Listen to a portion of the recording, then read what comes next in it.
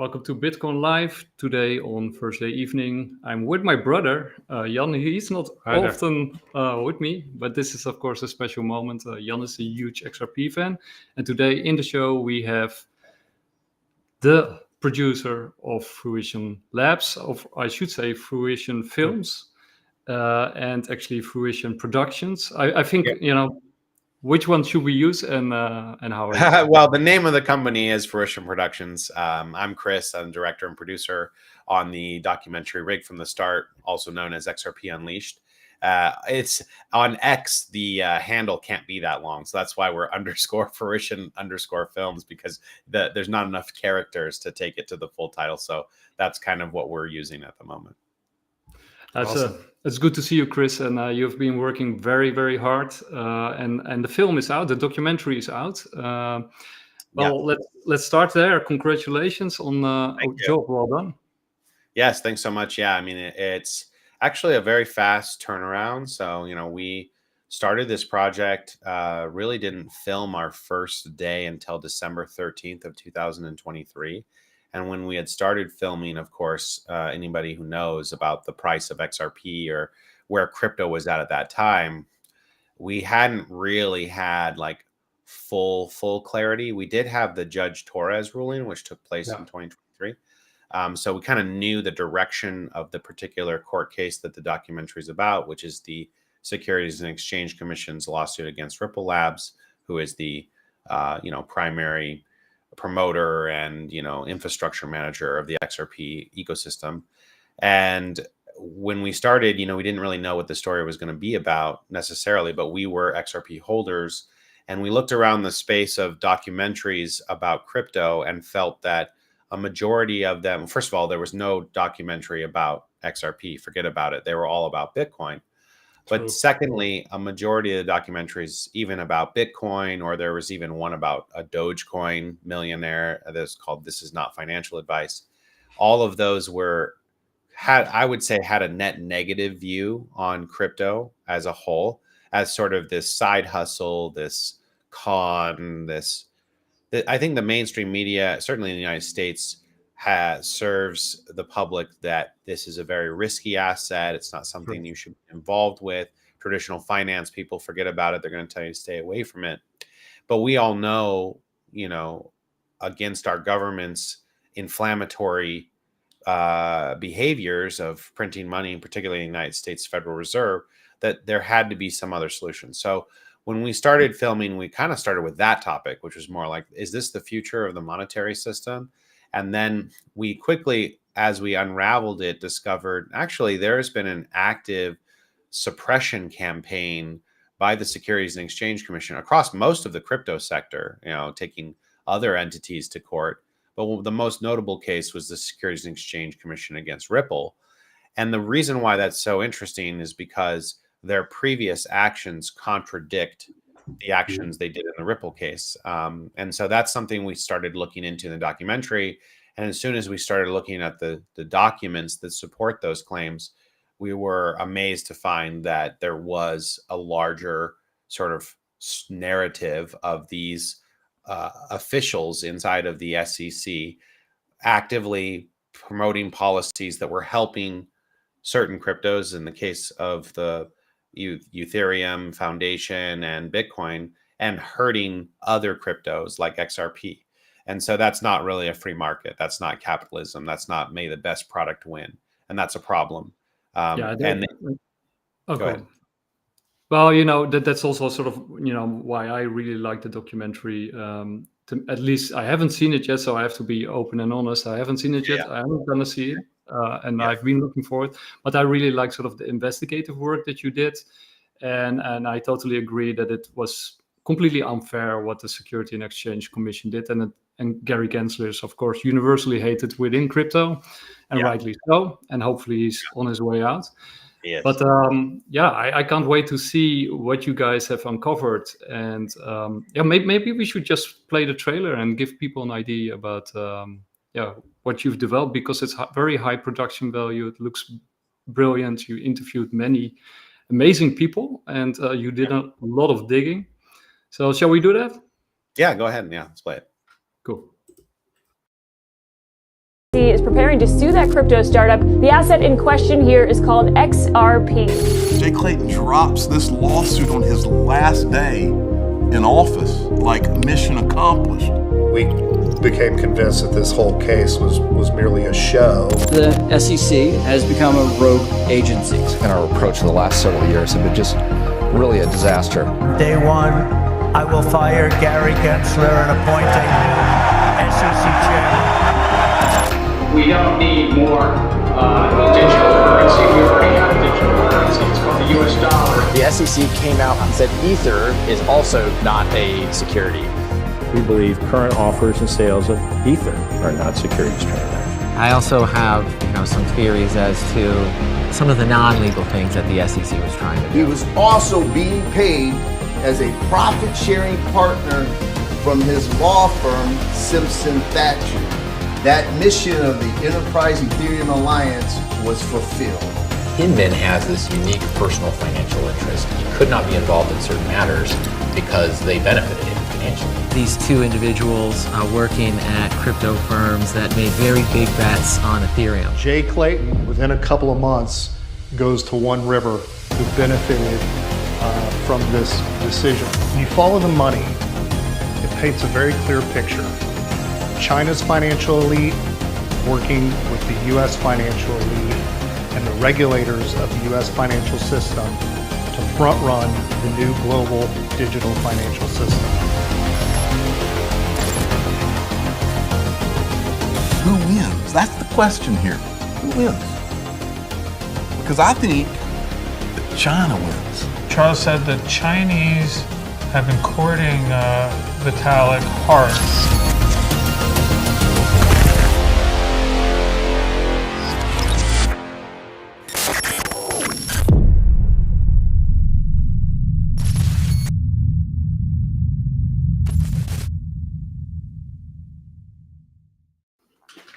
Wow.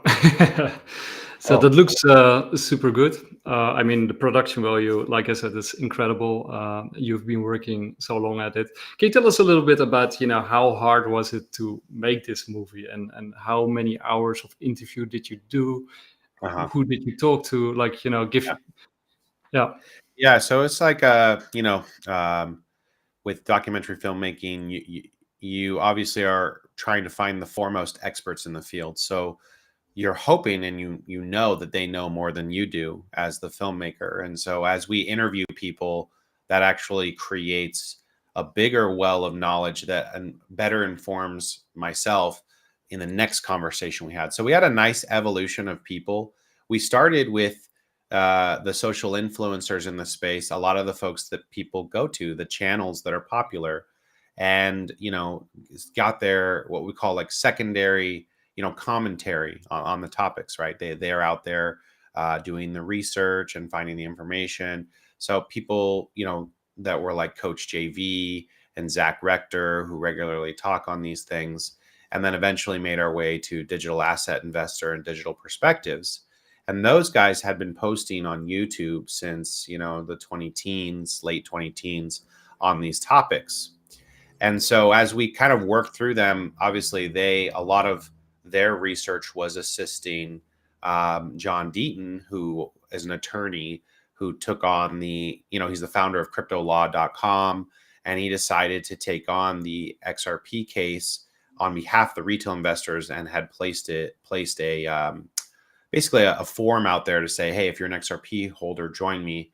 And he basically filed what's called an amicus brief, which is an odd legal maneuver, which basically was like, hey, we are demanding that, the government does its job. He submitted that to Judge Torres, and there were more than one amicus briefs submitted in that case. There were several. So we talked to other entities, Fred Rispoli, who's an attorney for Hodl Law, and he gave great analysis. And we had also spoken with David Schwartz, the CTO of Ripple, directly, interviewed him about the technology side, how it was formed and what are the various aspects of it. And then we had also spoken with Jimmy Valley, who is head of Vaugh Hill Capital. They were a firm that was trying to assess the damages that the SEC was doing because of this case. So they wrote what still to this day, what I think is the only like official thought out evaluation models, and there's 6 of them for XRP, like what is its potential value in 2030 and what are the damages. And then we ended up through the networking of the film coming into contact with Steven Narioff.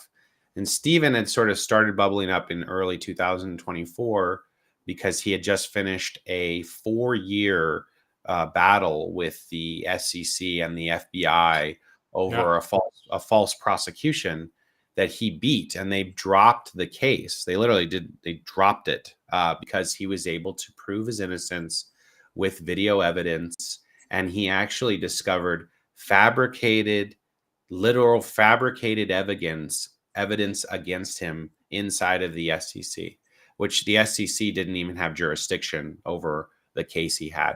So obviously he felt like he needed to, now clear of the law, he needed to speak up.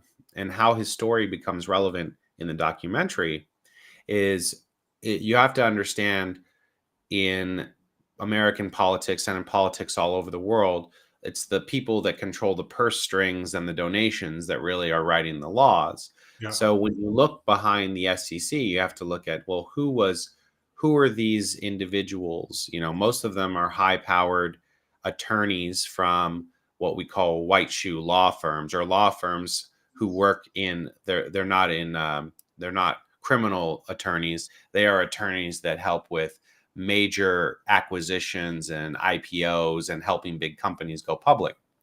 So to kind of paint the picture, you have to understand the background of these attorneys who are working in the SEC. In the case of this particular story, it's Jay Clayton and Bill Hinman. And those guys worked for law firms that were part of the Ethereum Enterprise Alliance. And so they had a net financial reason, both through contracts with the Ethereum Foundation, but also with secondary market conditions. When you pass a favorable regulation, that's what's called a regulatory advantage. So you to get an advantage for that particular industry, which is what they went there for. And when they left the government, they immediately go back to their law firms, and then they go out to the very organizations that they helped, going to the most powerful venture capital firms that were supporting Bitcoin and Ethereum projects. And they, in fact, IPO'd in America, Canaan, which was one of the largest Ethereum mining companies. And there's a bigger plot there. So when you follow the money, it goes from, okay, there's these politicians that are really under the influence of the Ethereum Enterprise Alliance, but who is controlling the Enterprise Ethereum Alliance? And when you follow that money, you realize that JP Morgan, one of the world's largest banks, while public, is out there telling the public, Jamie Dimon, their CEO, crypto is bad, crypto is evil. But behind the scenes, as they say, watch what I do, not what I say. They are developing crypto blockchain technology. They purchase Corium. So they have Corium, and then they sell it to Consensus, and then they buy Consensus. And there was a lawsuit in Switzerland about this, you can look up recently, where the Consensus owner, whose name is Joseph Lubin, basically creates a new Consensus in Switzerland, and then basically cuts out all of the original owners. So they form a new company with the same. Imagine you open a shop across the street and say, "This is the bakery. Bakery has exact same name, but everybody who's been there from the beginning, you're not part of that new bakery. And by the way, I'm selling that bakery to the most powerful bank in the world." So there's a lot of shady business dealings there.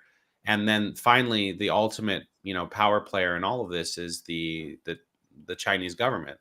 And the Chinese government is the major funder of the Ethereum Foundation. They were the ones who stepped in through the Wang Chang Group and provided financing for the Ethereum mainnet launch, and basically are ostensibly the third-party owners of the network, because most of the mining takes place in China, most of the resource takes place in China, all the original funding mostly originates from China. So when you look at I think that's the complexity of all of this is when you're dealing with international business, trade, and white collar crimes, they're not straightforward. It's not just I walk into the store and rob the store. It's usually, I've got 2 or 3 layers of middle people that are doing different things. So that's what the documentary really exposes. And because of Steven's willingness to come forward, because he was one of the Ethereum co-founders, he was out there in the earliest days, helped financing the Ethereum Foundation. He was the one who called forth the questionable things that they were doing. And then eventually he was ousted, but that was when Vitalik went to China and went and raised the funding and did that under kind of like not necessarily like fully publicly did that. So I think that that's really the story is at the end of the day, it's the deep-rooted corruption inside of the government's agencies and the overreach. And they're doing that while not actually doing their job. If this agency, the Securities and Exchange Commission, if its true job is to protect consumers, then why did they meet with Sam Bankman-Fried 6 times? Yeah.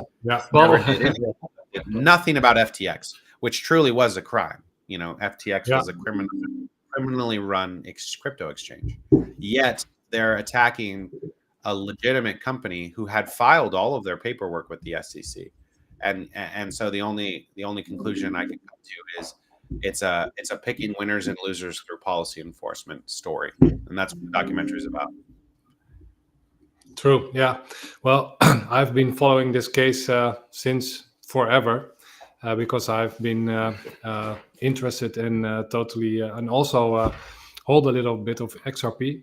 But this story is so mind-boggling and it runs so deep because what you explained, your story uncovers the whole corruption part of this case, and it has been going on for a long time. So my question is, do you have a conclusion, or do you not want to share it, but about the why of why XRP or Ripple, I should say, was attacked by the SEC? What was their main reason?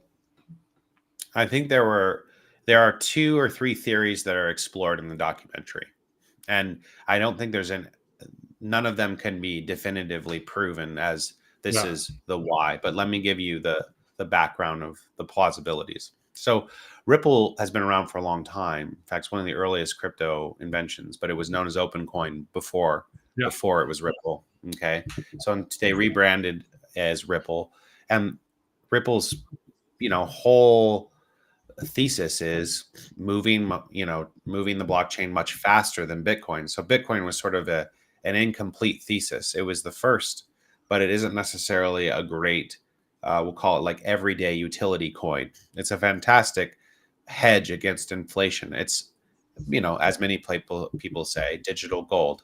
You're holding on to an asset that is deflationary, not inflationary. So that's why I think Bitcoin will always have that purpose.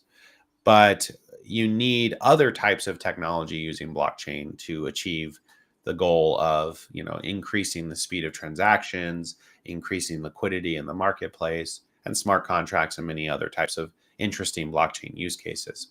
So I think that there are stories all the way back to the beginning. If you look at Vitalik's original presentation at the 2013 Bitcoin conference in Miami, he literally cites Ripple in the speech and says, we want to basically be like Ripple. There's a Ripple disassociated from the coin, but they helped develop the coin. The coin is an ecosystem. And I think that there are unconfirmed, but rumors that, Vitalik was an intern. That can be proven at Ripple in the earliest days, and when he was 18 years old, and he was working at Bitcoin Magazine, and he was writing stories on this stuff, and that he had been on the couch, sleeping on different couches at that time, in the room, hearing an idea for smart contracts, and then went off and wrote the white paper from the founders of XRP, in this case, in 2000 and early 2013. So there's a starting point, right? Vitalik's going out there trying to build this technology. I think when you look at the motivation, so why the court case, fast forward to what these are. there's a couple of different interesting junctures. So if you look at 2017, 18, one of the big moments that happened was Ant Financial, which is a big major player that's totally connected to the Chinese government, which is part of Alibaba's financial group. They had the largest IPO in history in the United States. And when at that time, in 2014, when they did that, that's basically a way for American venture capital to invest in Chinese companies, because if you're familiar with the way that Chinese finance works, you have to get approval from the Chinese government to move money in and out of the country. So for American venture capitalists to get involved, they needed a public offering in the United States so the money could stay in the United States, but they could still ostensibly invest in these Chinese companies. That's documented well in a documentary. It's called the China Hustle. Not endorsing them, but I'm just telling you that this is a game that is being played here. So Ant Financial wanted to increase its financial holding, the Chinese payment systems, into the American payment systems. So they attempted to acquire a company called MoneyGram, and that deal was turned down by the U.S. government at that time, led by President Donald Trump, because our own internal investigations at the government level said, no, we can't have, the Chinese payment systems interfering with U.S. payment infrastructure, conflict of interest. So they turn it down. And what happens not a year later is Ripple comes in and buys a 9% stake in MoneyGram and says, hey, great, we're going to run, MoneyGram's an American payment infrastructure company. And we're going to run, they have all the right licenses. This is fantastic for us. It's a utility for us. And we're going to go do that. That's theory one. That super upset the Ant Financial Group that would happen. And since who brought Alibaba and Ant Financial to their initial public offering, it was Bill Hinman and Jake Layton. Wow. Yeah. They are the principal attorneys on that particular IPO. And they IPO'd many Chinese companies in that time period. So there is a direct correlation to a back channel there of being like, hey, what's up with this? And the Ethereum Enterprise Alliance, their law firm, sat on it. And so the second kind of interesting thing to look at, other than XRP's attempt at becoming a more effective payment system inside the United States, the second theory is related to JP Morgan. So JP Morgan Chase had actually been found guilty of conspiring with Chinese and Asian Pacific government officials, because what they were doing was they were hiring the underqualified and unqualified children of dignitaries. So imagine if you're Xi Jinping and your son is 18 years old, and then JP Morgan says, let's make you an executive. It makes things a little questionable. So they were actually fined $261 million for doing that in the 2014-15 time period. Fast forward a little bit, and JP Morgan is a major investor in the Ethereum network. That's proven because of the Consensus acquisition that they did in 2018, but later came out in a lawsuit in 2022, that Swiss lawsuit I mentioned earlier. So JP Morgan, I think their interest is, while publicly they're saying blockchain is bad, they're trying to front run the new financial system. They know that blockchain is here to stay. So they were developing their own stablecoin technology, and it was going very well with the Ethereum side of the house. In 2018, in November of 2018, 15 JP Morgan executives go to Ripple's office. And this is confirmed in video evidence we have in the documentary, because in a conversation at an MIT grad night event, Brad Garlinghouse confirms verbally, hey, I'm not afraid to share 15 JP Morgan executives were in our office today.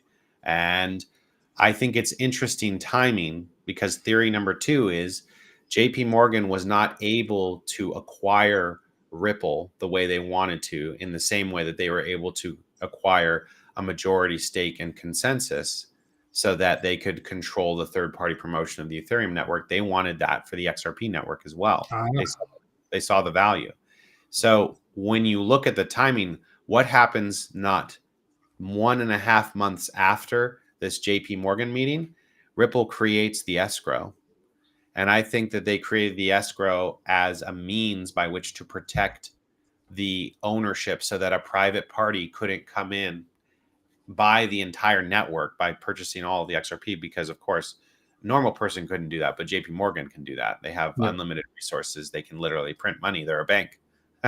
So some say they are the Fed. Some say they are the Fed, right? So they wanted to control that system. So that's theory number 2, is that failed, and Ripple took a maneuver to create an escrow, making it impossible for them even to do a hostile takeover, because I think Ripple knows that it's what its value is in the future, right? So why would it spend $200 million battling the Securities and Exchange Commission, and why would they make these maneuvers to defend themselves against the largest financial institutions in the world? Probably because they know that they're going to be one of the largest payment infrastructure networks ever, if not the largest one ever, when all of this dust settles. So theory number 2 is really related to JP Morgan's control over the network, right?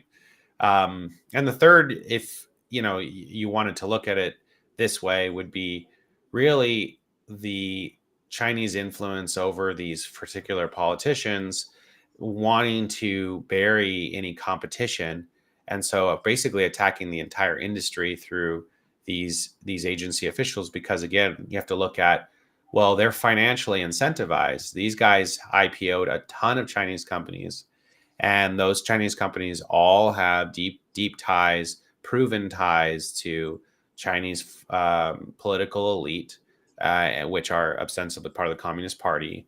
And so there are reasons that they would want to battle, because in all of 2018 and 19, XRP was really battling for the number 2 slot, and it kind of overtook Ethereum. You can look at the price charts yourself from market cap.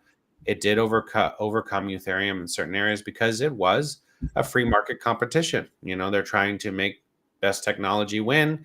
Ethereum was at that time still proof of work, so they had some problems with the network, and they needed to figure out how to lower the costs of transactions. Remember, gas fees being extremely high, and that's a problem for the network.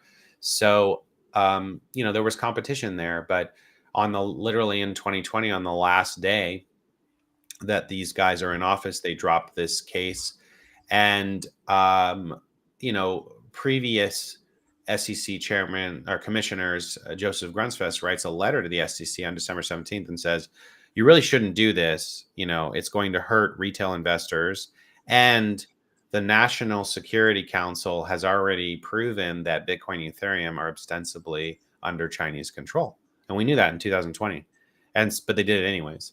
So I think that, there's several motivations for the competition to Ripple working through third parties to try to slow down the development, because in reality, Ripple was moving at full speed. They are, compared to the Ethereum Foundation, which is a decent sized thing. I still don't have all the facts together. Don't worry. We'll work on it. It is complicated. It is complicated.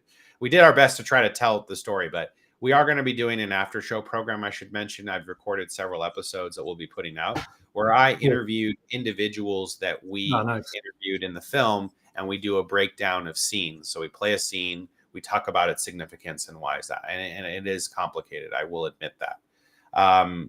But anyways, I think that when you look at that, it's basically a classic, there's competition. You want to snuff out the competition by using the most powerful thing you can, which is government regulation or government lawsuit in this case, which is an overreach. And some of the amazing facts that we uncover is, for example, Ripple had already in 2015 gone to court and been defined as a digital currency. True. Actually, it was already defined as a digital currency. And then when another lawsuit, which was called the Kick Interactive lawsuit, happened, it was an unregistered sale of securities. So the same kind of case that the SEC brought against Ripple. They're saying you offered an unregistered security.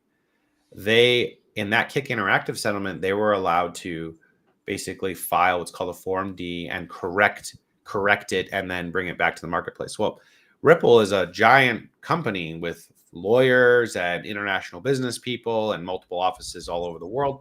So they know the law.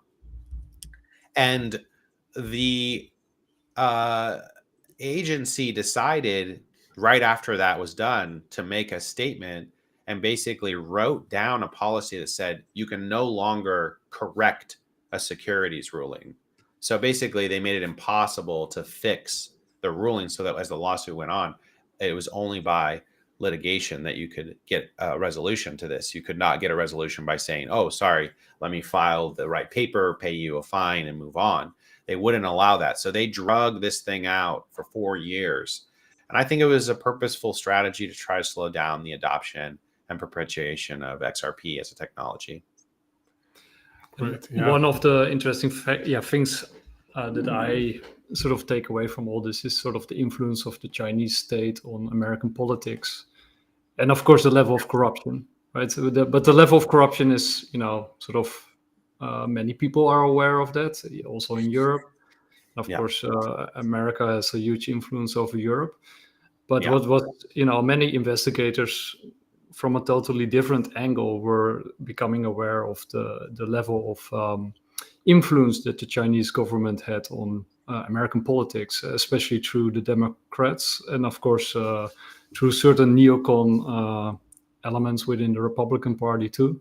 So that is what I find truly fascinating with the Ethereum Alliance and sort of what you have uncovered in this documentary, and and sort of how that game is being played within the crypto ecosystem, and how unfair it all is, right? I'm not per se pro XRP. I do have sort of my my personal take on that. But my brother is very pro XRP. Sure. Listen to him endlessly. Hey, that's fine. That's fine. You got to have debate. I mean, what I think what has to happen in the modern times is we have to have intellectual conversations to kind of like figure out what facts do we have. I think that a few years ago, the way that the algorithms and the way that the mainstream media was working was specifically trying to drive us apart. I think trying to make it so that you end up in your own little camp and you never have to talk to anybody, and that leads to kind of a lazy intellectual conversations. And then people go to the low road, which is attacking like personal aspects rather than attacking concepts, ideas should always be up for debate. That's what really what makes, for a stronger society and stronger concepts. But when you take the low road, it erodes any ability to actually have a meaningful conversation.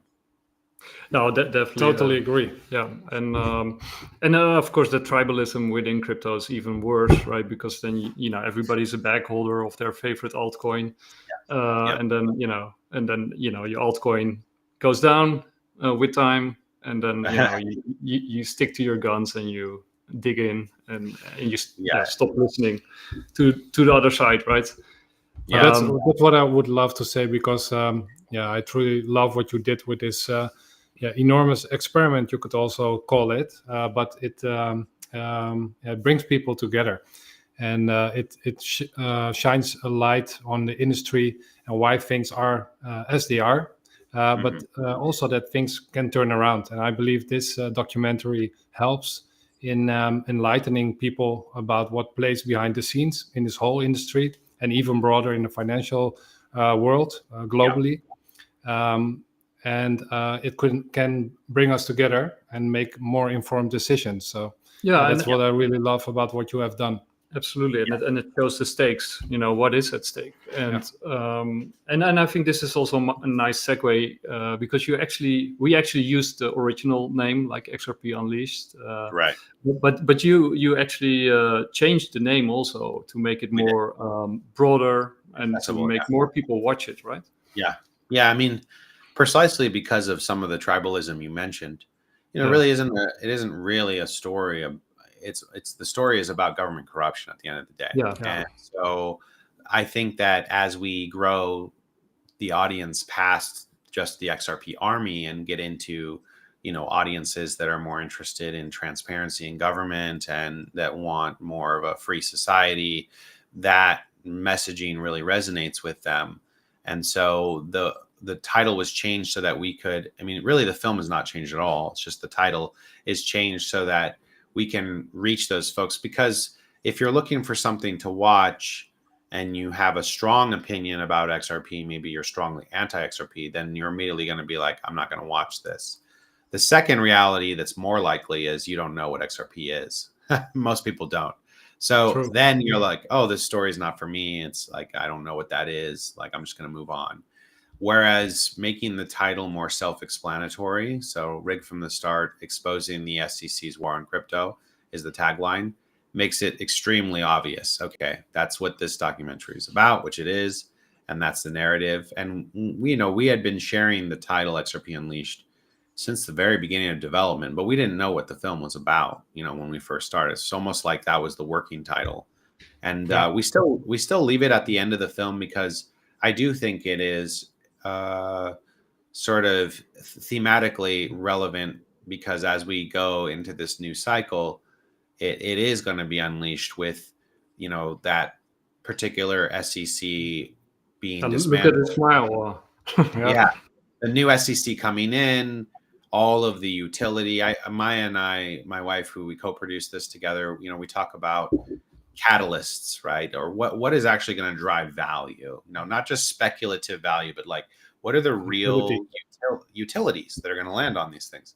And so with the regulators getting together and actually passing stablecoin legislation, like the United States on a federal level still has no crypto legislation at all. Think about that for a moment. We have no laws that govern crypto, and we're using a Supreme Court decision from 1946 to govern the way we think about crypto. That doesn't really, it doesn't make sense. So the states, the way the United States as a republic is set up, like the states have passed individually various crypto laws, but we really need for financial regulators at the federal level to pass regulations, and those regulations are already drafted. And I think that once the new Congress comes into after, now the election's done, January 20th is when the new Congress comes in with the new president. That is the opportunity to start passing those legislations, and that will kind of unlock a lot of money, particularly in the big old financial universe, the Black Rocks and city capitals that hold a ton of assets, doing things like look what the spot ETFs did for Bitcoin prior to the halving. Now imagine we're doing that before anything else and pouring billions of dollars into the network, in addition to the SWIFT transition that's happening in 2025. There's just so many things to drive XRP value.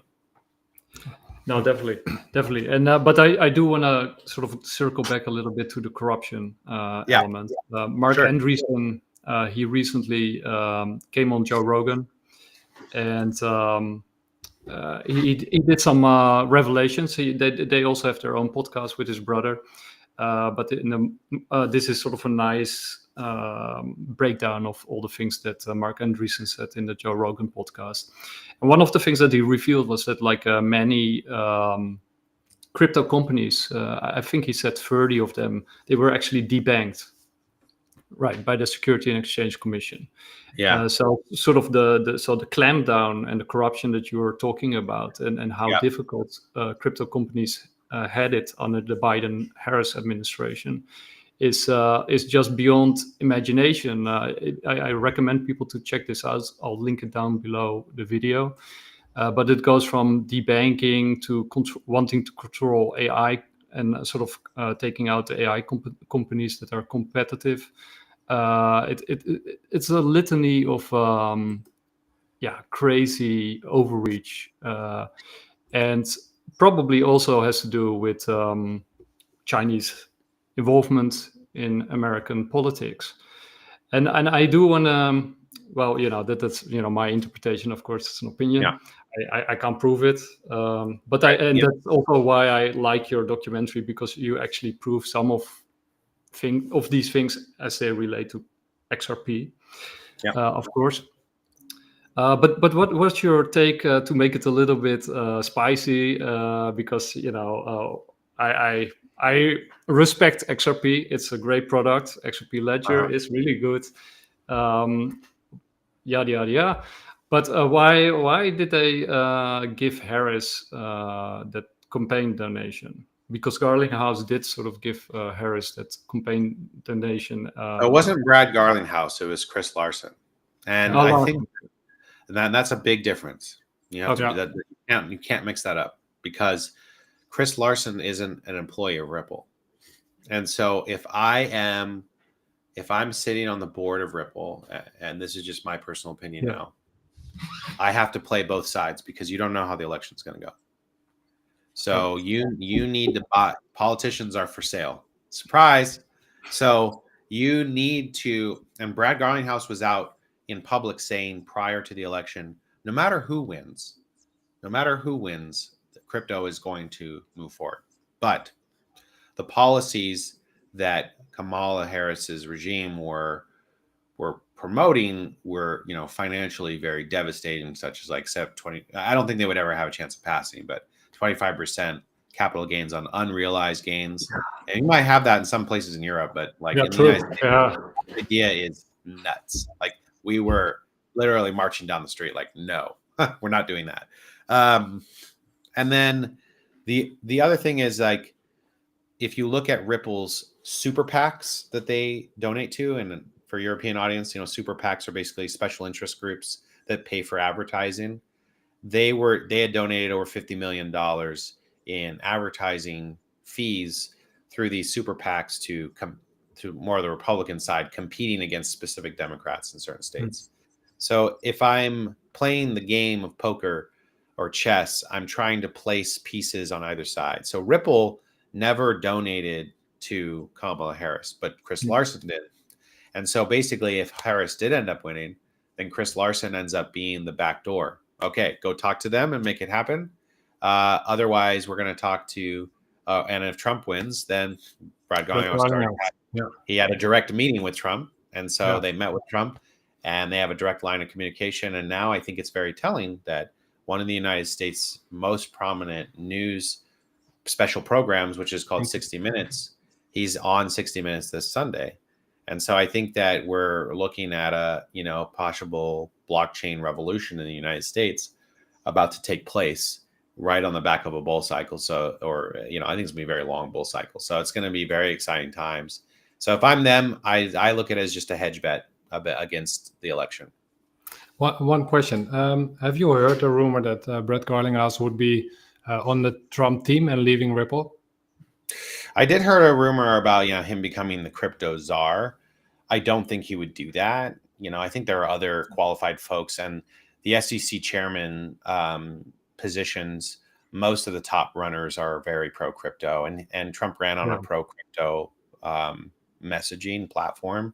And the Republican National Committee, which is the committee that decides, sort of like what is the official platform or what are the official policies that the party is running on. They have adopted many, pro crypto stance. And so those should become law, relatively soon, as long as they do what they promise. And there's always that caveat in any politician, but as long as they do what they've promised to do, they should be passing those laws. And so, I heard that, but I highly doubt it, because I think that Brad is, first of all, he's a billionaire, and I don't think this is the most critical time for the CEO to be present, because with the regulation out of the way and the policies no longer holding you down, it is time to make deals happen. It is time to travel over the world and make deals with all of the central banks. And we lost contact with Chris. No. I think he will sign back in soon. Yeah. Something with the connection. But wow, what an epic episode of Bitcoin Live this is. And especially, of course, I hope for you guys on the other side, but especially for me, being a long time XRP fan and even hodling a little bit, I'm especially excited, of course, to hear this story firsthand, and having Fruition Productions back on the show. That's just amazing. Yeah, we're trying to get him back in as we speak. Sometimes a connection gets lost, or maybe he was too, open and candid, and the Chinese pulled him off the show. That would be something. But yeah, this. Let's just talk about what he said. So first of all, I think for you it's a lot of very good news. Yeah. So I was following this. Story. Are we here? Yeah, you're back. Sorry, I don't know what happened there. It was a connection error. I just mentioned that the Chinese pulled you off the air. I think I was definitely going to say that. Yeah, somebody doesn't want me to say this. I'll be watching. Okay, I got one more spicy, and then I'll shut up, and then I'll But Spicy. but there was you also had that sort of thing with XRP and Greenpeace, where they sort of said that proof of work and Bitcoin, it's all rubbish. We need to go, we need to be more energy environmental friendly. Okay. And even back then, when they said it, I thought we were already sort of on that track. Now it's sort of common knowledge, but actually Bitcoin makes the planet greener, right? It actually makes the whole green transition work. So do you have any idea why they went down that route? Do you have any thoughts on that, or? Not really. I mean, I haven't actually, to be honest with you, it's the first time I'm hearing about this Greenpeace thing. Maybe I've been in a hole somewhere not thinking about that. But I mean, obviously there is environmental issues, I think, come down to money making at the end of the day. Oh yeah. So let me say something very controversial. Okay. Ethically, I agree. We shouldn't be obviously polluting our water and burning noxious chemicals into the sky or burning the ozone. We have one planet. Mars, it sucks. Okay. So let's keep the Earth in a good shape. So I stand that way. But I don't think that any political party anywhere on the planet cares about anything other than money. So the only way, it's not that controversial. The only way to solve environmental issues is through making a cheaper energy solution. Basically, free market capital, right? If I'm in Iceland, maybe that's geothermal, right? If I'm in another place of the world where there's abundant hydrogen, or where they can make hydrogen, or they don't have the policies that prevent things like water-based vehicles, water-based fuels, air-based fuel. That's fine. There's also arguments for making more advanced catalytic converters that can capture more of the CO2 and continue doing oil. The reality is the world's economy is run on oil, right? Like we can't just flip the switch. If we turn it off, we'll be living in a post-apocalyptic universe. We're not there yet. So that's why I think what Elon Musk is doing is so important, because you can call him controversial or not. He's trying to crack the code on, nobody was doing electric vehicles before him, not really. They were kind of a joke side project.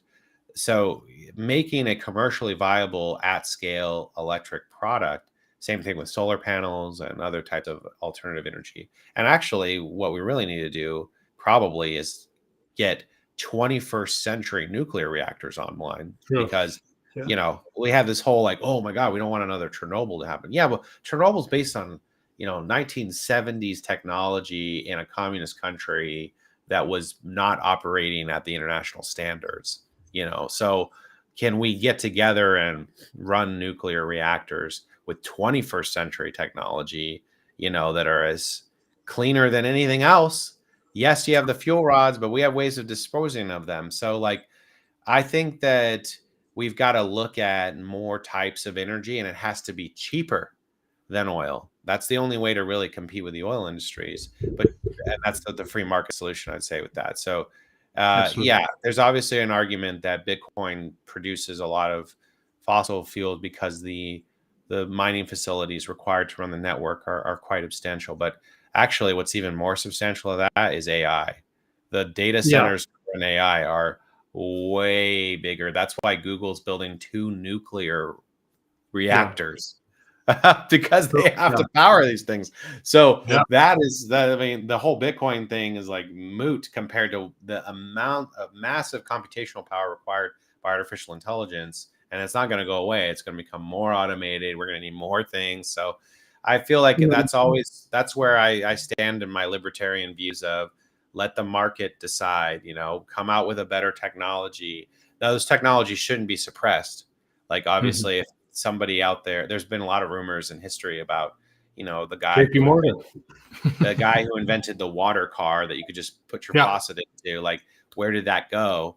And I think if that technology does exist, that's what's amazing about the blockchain. Maybe we should tokenize and open source it so that every inventor across the world, it's the next Steve Jobs who's sitting in a remote village of India, comes up with the idea to build these things at scale and transforms the entirety of an economy on the other side of the world. So hopefully that is what we kind of get to.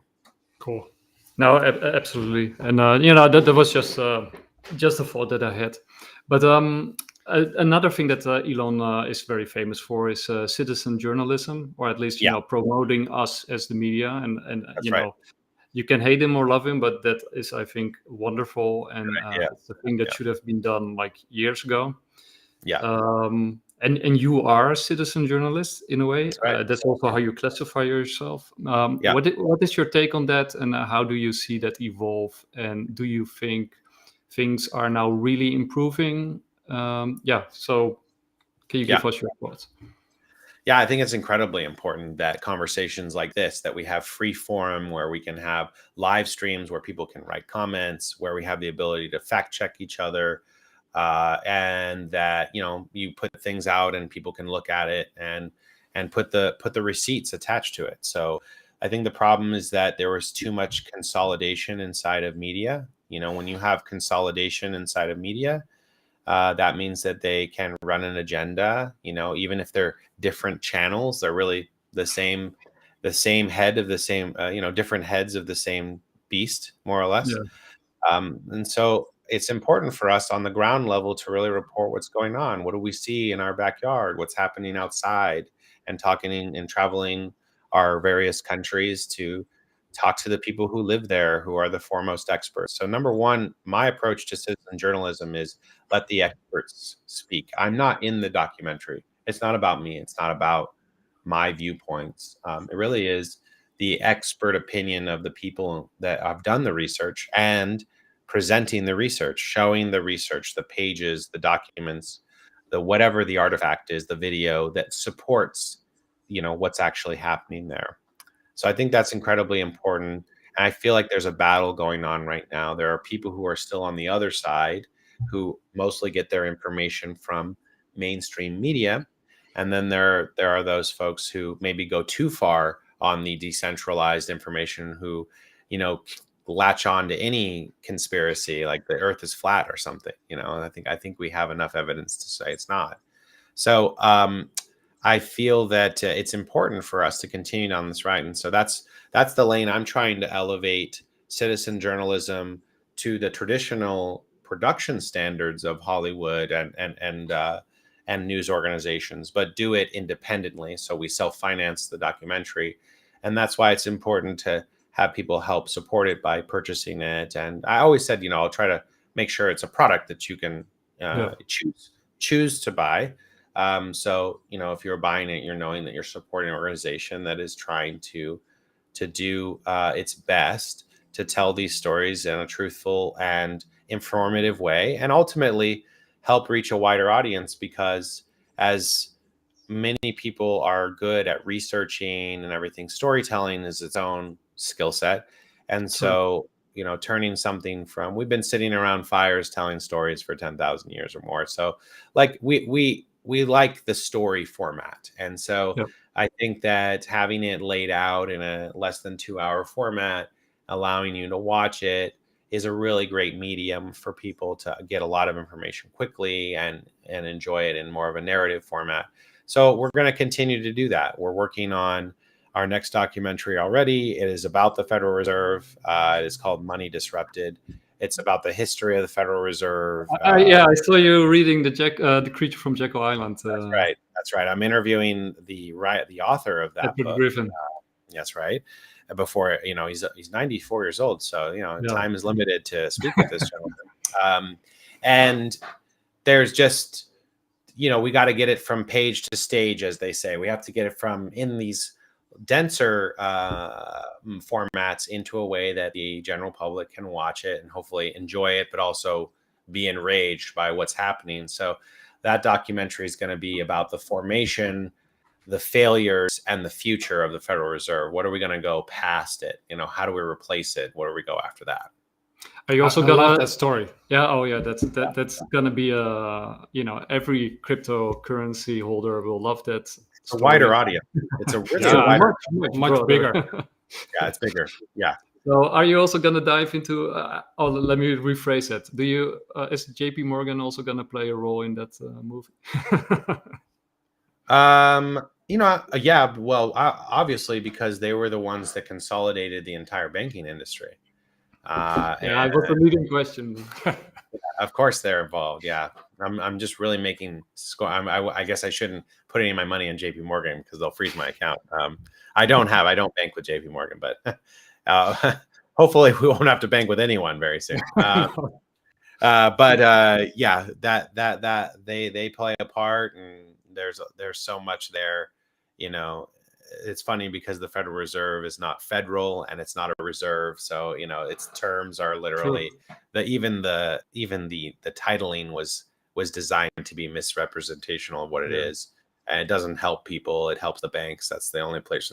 That's the only entity that the Federal Reserve helps, and if anything, it just drives inflation, you know, everywhere. And I can also recommend Lords of Finance. It's also a wonderful book that's related. I'll write that down. And you're also working on an AI film, AI documentary, right? Yeah, we think. I mean, like AI is something that is, you know, obviously a big topic, a more lighthearted topic.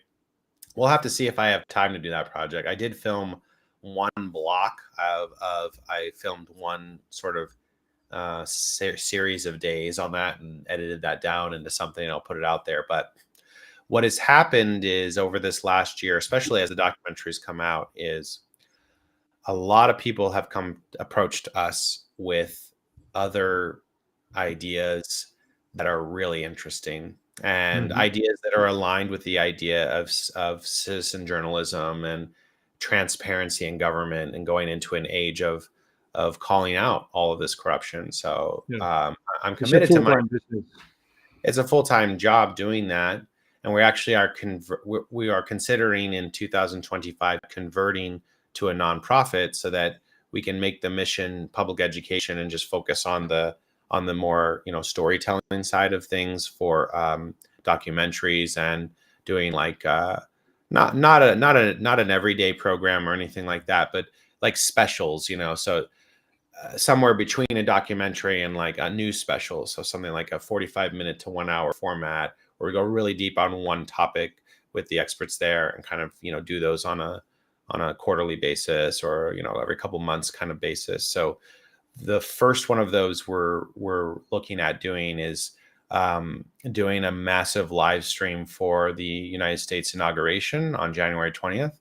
Nice. And having that be like a news broadcast where we bring in from the crypto industry's perspective. What does this mean? Cool. Where are we going? What are the laws? Get lawmakers to come in and talk with us and cover the event from the perspective of the crypto industry.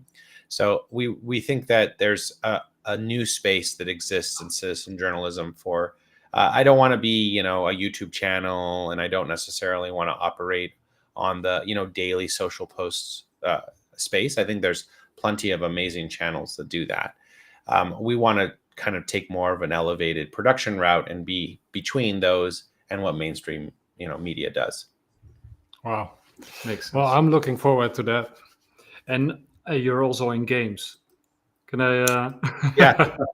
Yeah, we are. Yeah, I mean, you know, I have interest all over the place. Yeah, and so I've been, you know, I'm a gamer. I've gamed all my life. I love as the director in me now, there's obviously like this like more mission thing we're doing with, hey, let's do storytelling, let's expose the government and everything. But then who doesn't love a good like just story, like in general? So I am a director at heart, and I love telling stories, and I've been a gamer my whole life. So this is sort of my this series I hope to bring to the world is a big, ambitious, my space opera, my version of Star Wars, my big kind of big epic space storyline.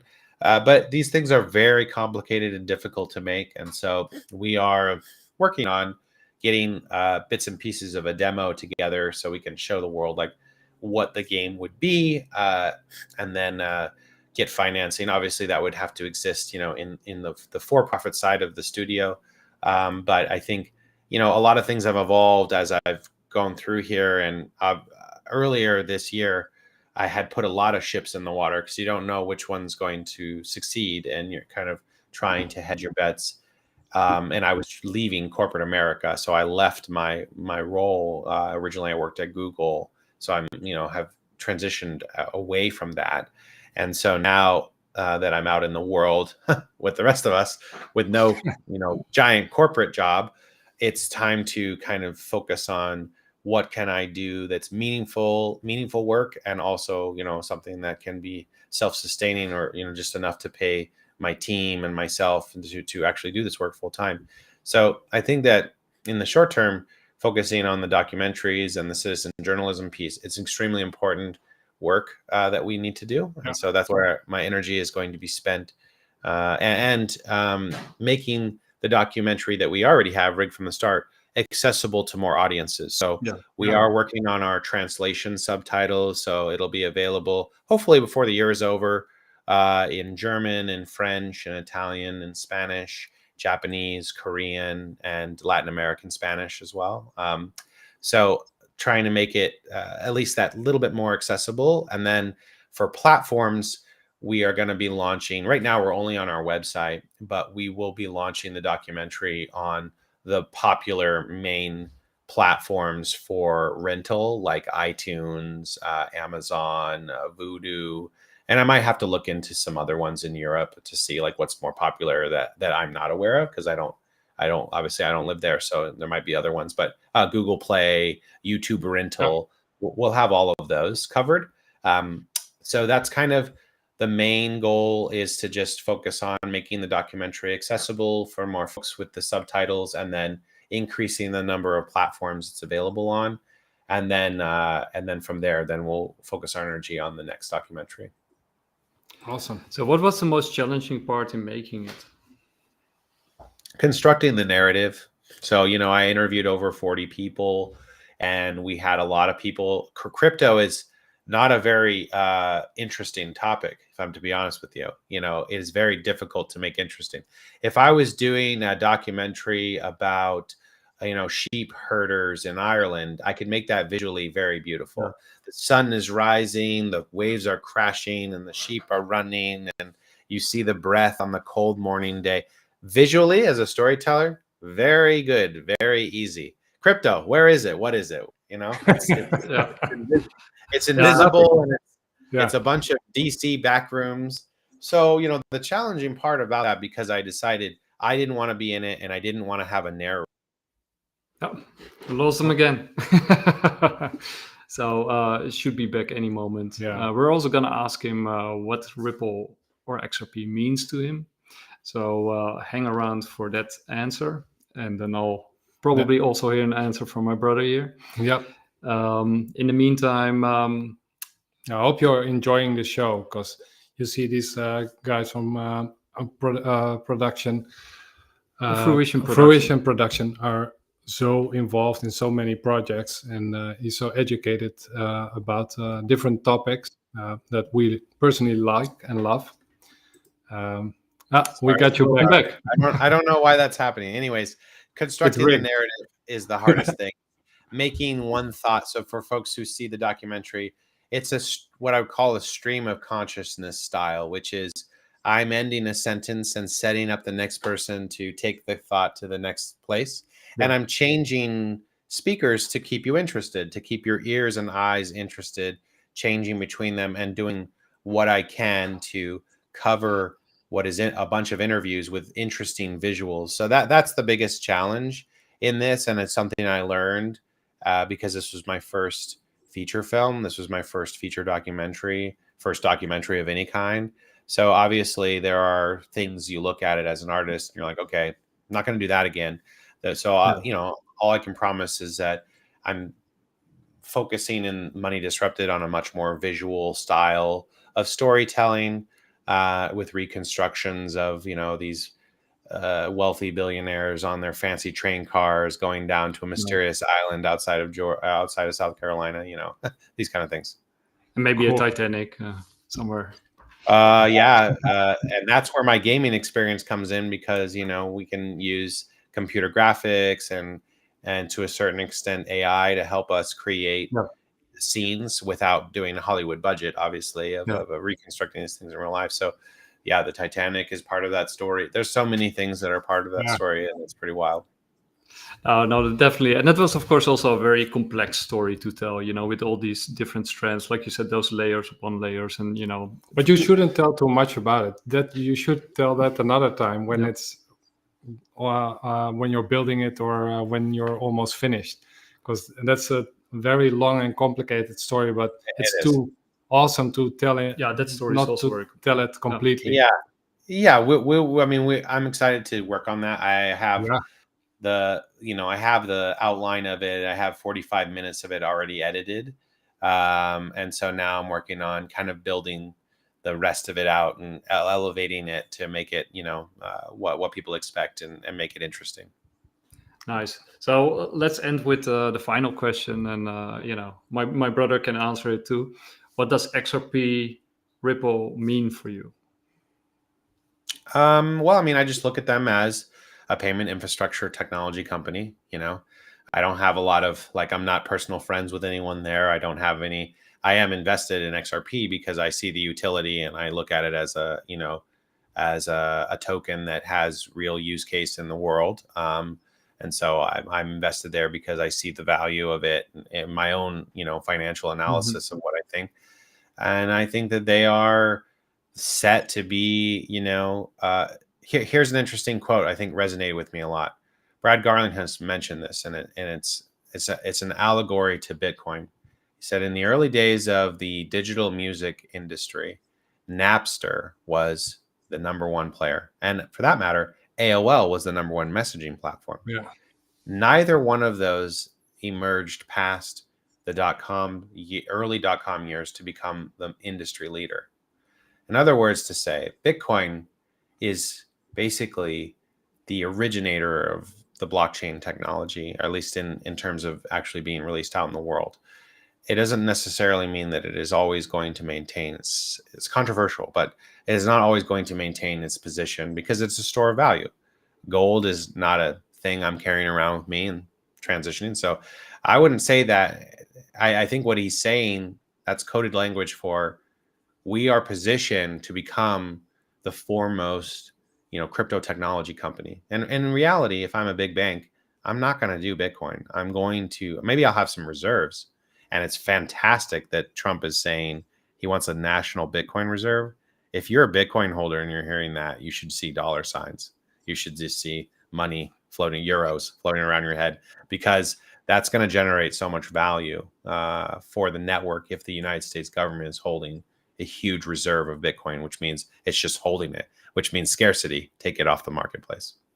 But I think that Ripple represents the if not the most, one of the top 3 utility tokens in the world, and is uniquely positioned to do that because they have an entire staff of extremely experienced international business people all over the world with hubs in different countries, making connections with the largest banks, including the Bank of England, which you could argue is the center of all finance in the earth. Making that happen requires that mature in, you know, business. Whereas you look at a lot of the smaller coins, I think the smaller coins, smaller cap coins, they definitely, a lot of them have unique use cases.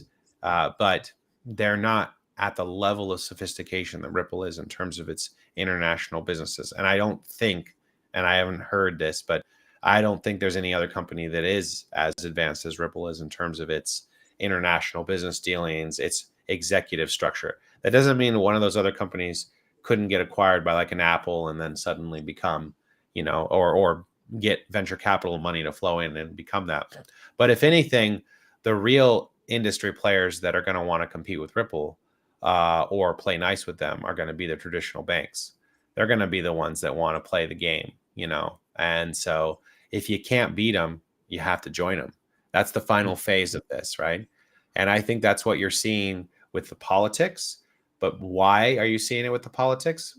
Because the big financial institutions are now moving in. So their political henchmen are basically are doing their bidding, right? So at the end of the day, when the banking industry decides crypto is good, all the politicians globally will suddenly start singing a different tone and say, "Well, magically, we need models like this."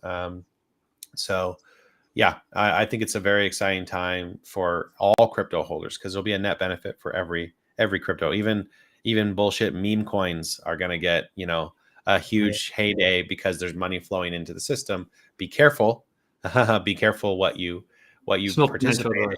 Yeah, be careful. But I think it's an incredible time for crypto, and I think what's most amazing is still early.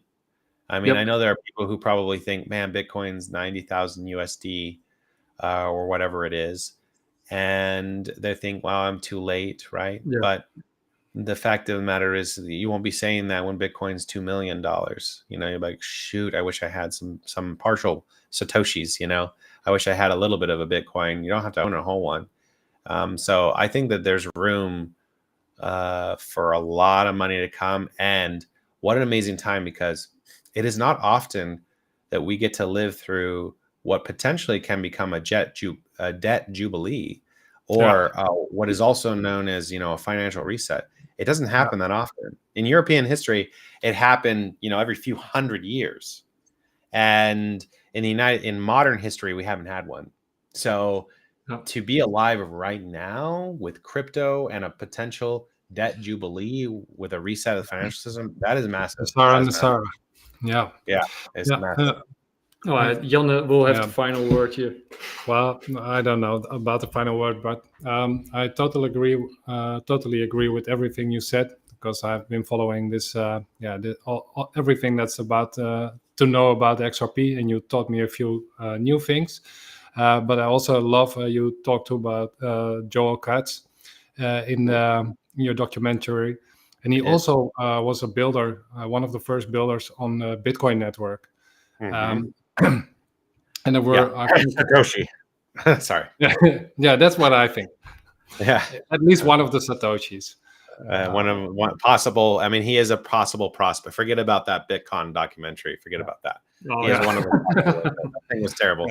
He is one of the possible Satoshis. It is certainly within a possibility. Yeah. He's brilliant, I think, and a lot of fun to follow him as a person. But there's so many intelligent people who have worked in the crypto space and in the internet environment, and they all have been working or are working at Ripple or at some point in their career. So that's why I think there's so much value in Ripple and in XRP. So 100%. Thanks for sharing all your knowledge about. We'll convince your brother one day. Well, for sure. I do hold some XRP because it has been doing extremely well. So because I made him almost twist his arm. I think. No. I also hold a bag of meme coins. I don't. Yeah. They are not doing so well at the moment. The meme coins, like what I follow there, and this is not financial advice, and no one should listen to me, but I look at the waterfall of the networks, and what's happened is, like, originally a lot of the meme coins were minted on the Ethereum network, and then I saw a big movement to the Solana network, and now there's so Bonk is at like almost $2 billion. So think about that for a moment. A worthless coin is worth $2 billion. And now there's like literally a waterfall going on with XRPL meme coins, which are much smaller, but they're starting to, pop up. So it's just a fascinating universe. People are just kind of moving to the next network, moving that around. So yeah, something to check out. No, don't do it. No, not something to follow. You should, But if you're the type of person who has some disposable, I would rather do that than a slot machine, I suppose. So yeah, it's the casino. Yeah. Yeah. No, but don't get me wrong. I also hold, decent coins, including Bitcoin, of course. But I want to thank you for doing this interview.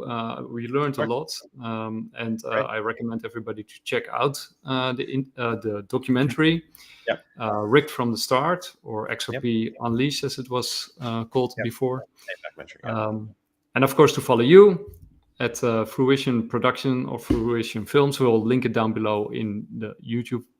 And is there anything else that you want to share before you leave? Should come back anytime you want. Yeah, of course. Yeah, we'll continue to share updates. And just a note to everyone, again, we're launching international subtitles later this year for popular common European languages. And we will also be launching on more extended platforms if you're less comfortable purchasing on our website and you would rather have in your Amazon collection or your iTunes collection or wherever it is you happen to purchase films. Netflix. Not Netflix, no, but because we don't have a streaming agreement with anyone. And so these will be, it'll be a rental or a VOD, like you purchase it and you own the digital. Oh, well, okay. We lost him again. I'm not sure if he will. It's rigged. It's rigged. It's rigged from the start. Totally loved this show and all the new stuff I learned and all the stuff that I knew told in a better way. Yeah. No, it was a fun interview. I learned a few things. XRP remains controversial. I know most of our viewers have their own ideas about it. Some positive and some negative. Thanks everybody. I don't know why we're having those intermittent burps, but anyways, the last note I was going to say was, as a small independent company, it is important, thanks again for everybody who does purchase the documentary. It helps us. We're still working our way up towards, making the money back. And Maya and I never collected a paycheck. And no one was paid to be in the documentary either. The only people that were paid were the crew, the people who actually, that's their livelihood. They travel around and shot it, the camera people, sound people, editors, the people we employed, the travel and all of that. And it does make a big difference to us if you purchase on the website versus waiting for iTunes, because if you're not familiar, iTunes, Amazon, they take a big percentage of revenue. They take a huge cut just for being there. So the website's always better, but I also respect that people have collections. They like to keep things together. So that's totally fine. And we'll make that available later hopefully late January. If there was only a technology that could cut out the middleman. Well, for video, it's not there. Trust me, we looked into it. Like blockchain is not a great, the website and what we're doing there is better technology than what blockchain's very complicated to do large files. It doesn't really work. It's great for like little things and pieces of information, but like really big files, when you're talking about like a 50 or 100 gigabyte file, like forget about it. The blockchain memory on XRPL is 5 megabytes. So can't really do a video there. But who knows what the future will bring. Oh yeah, there are people working on it. There are people working on it. Yeah. I have no doubt that it'll get there. Yeah. So again, Chris, thank you for being on the show. We definitely want you back in the future. Keep doing your great work. Also, those other documentaries that you're working on, they sound really terrific. Everybody go watch it. Follow Chris. Follow Fruition Films. We'll link it all down below. Buy the movie. Buy the movie. Right. If it's within your means, you can buy the movie. Yeah. And there'll be a good opportunity in the United States here, since today is Thanksgiving, which is a holiday here. We often have what we do is like a big sale the day after Thanksgiving. So if you're watching this and it's the date November 29th, which is what we refer to in the US as Black Friday, we're going to actually have a flash sale on the documentary for 3 days. So there'll be a promo code and you guys can get a discount, and it will be available for $10, which is a nice discount. Oh, wow. One more question, and then I'll leave you. The shirt you have on, rigged. Yeah. Is it available also? Ah, yeah. This was yes, I will make these available. This was like the. Oh, I think we might have lost him again. This is crazy. He's getting X'd. I don't know what's going on, but I think we'll wrap it up. Also, thank you to The Organized for airing on their platform, and to all the Organized viewers who might be watching. This is XRP, but it's still interesting. Yeah, and thanks, of course, to the extended Bitcoin Live DB family. Yes. Oh, he's back.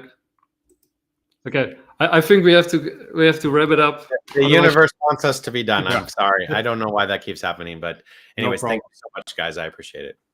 Thank you. Take care. Bye-bye. See you later. Bye-bye.